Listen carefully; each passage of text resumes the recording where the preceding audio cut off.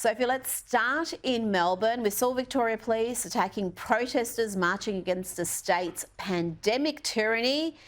Now, 3 years later, Victoria Police were abused by protesters while marching for gay pride. Vic Police Command has done everything in its power to wokify the police force, but the far left still hate them, Sophie. Yeah, Rita, this was really interesting from the festival on the weekend. I'm sorry, but this has just become a giant mess for the police force. It's a very bad look for all of those involved. No one accepts violence is okay, but this was meant to be a peaceful event. And sometimes the police tactics have worked against them, as we saw in COVID, and people are really angry at the police.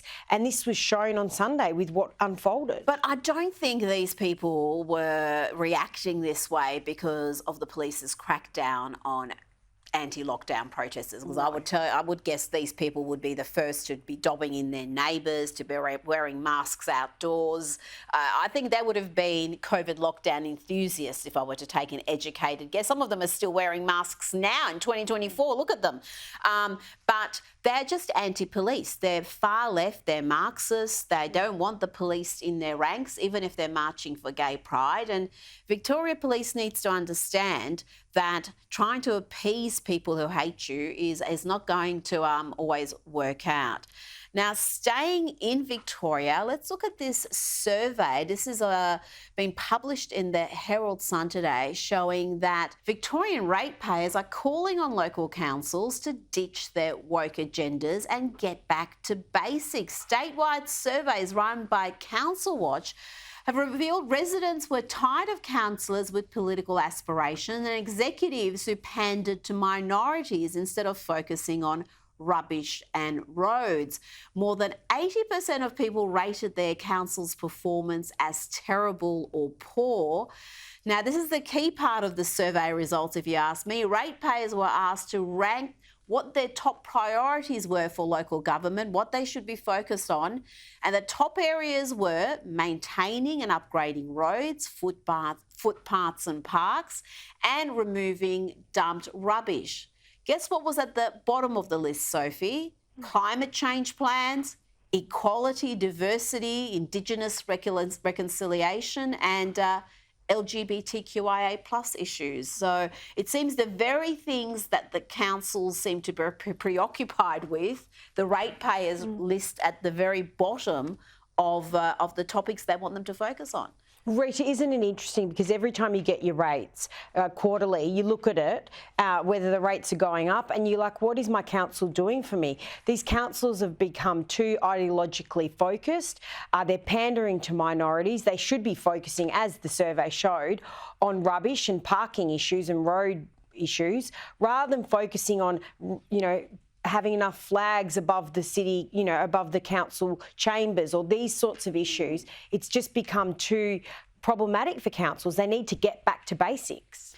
Oh, absolutely. Now, let's go to some international news. Javier Milei, Argentina's president, is on his way to Israel. He's going to be meeting with Israeli President Isaac Herzog and Prime Minister Benjamin Netanyahu.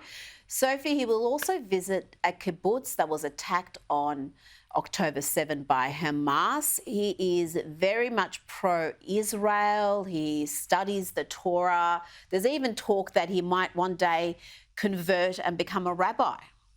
This is interesting, Rita, that he's going to these lengths now to go and visit Israel. I think a lot of people will be very supportive of this, but it'll also come with some condemnation of why is he siding with Israel. But I think it will largely be welcomed that he is going to visit there and to see the atrocities that did take place on October 7. Well, I can tell you none of his supporters will be shocked by this. 3 days before the election in Argentina, when there were pro-Palestinian marches across the world and anti-Israeli marches, we should call them, he was waving the Israeli flag. He found the biggest Israeli flag possibly in Argentina, and he was waving it. So his supporters know very exactly where he stands on those issues. Now, let's go to the border crisis at the US southern border, with record numbers streaming in illegally under the Biden administration. Well, we finally have a Senate border deal, which will be voted on this week. This was struck between the Republican Senate leaders and the Biden White House. This controversial bill looks set to fail, Sophie. Fox News is reporting it's facing significant opposition from Republicans and other conservatives who say it does not do enough to tackle the border crisis and stop releases into the interior. I've got to say that's an understatement. The bill is a disaster, and it really shows why so many GOP politicians are, well, they're on a different planet to their voters. They don't seem to really understand what their voters care about. Rita, this is going to be a very important issue, particularly leading up to the presidential election. We know Donald Trump's very strong on this issue, and it has been a problem under the Biden administration. But there are problems with this bill, hence the fallout that we've seen unfold. Yep, it is the number one issue, which is extraordinary when we look at the cost of living crisis in America, that this is the number one issue. Now, Nikki Haley, Donald Trump's Republican rival, she's teamed up with Saturday Night Live to poke fun at the former president, posing as a South Carolina voter during this typically unfunny sketch. My question is, why won't you debate Nikki Haley? Oh, my God, it's her, the woman who was in charge of security on January 6th. It's Nancy Pelosi. For the 100th time, that is not Nancy Pelosi. It is Nikki Haley. Are you doing okay, Donald? You might need a mental competency test.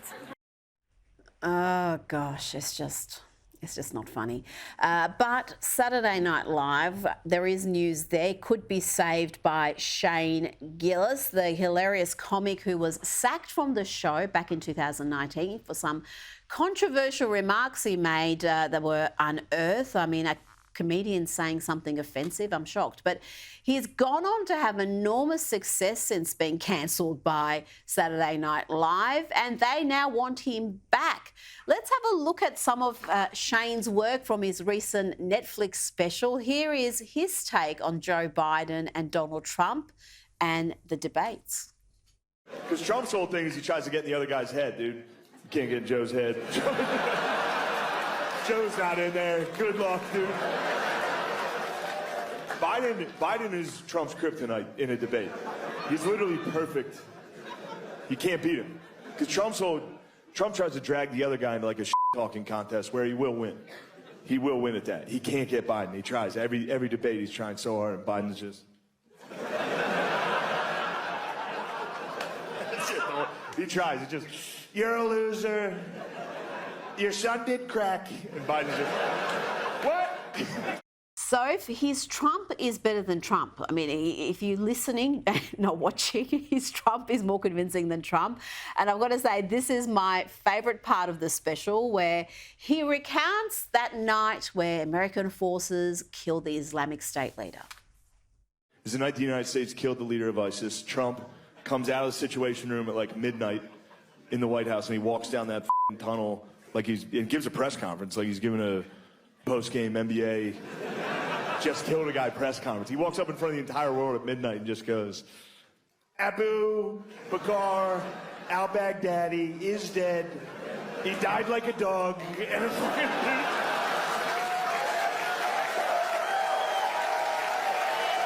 all him, dude. I didn't change one word of that. That's what he opened with. And then he did 40 minutes. The speech is 40 minutes for no reason. It wasn't a prepared speech. He freestyled 40 straight.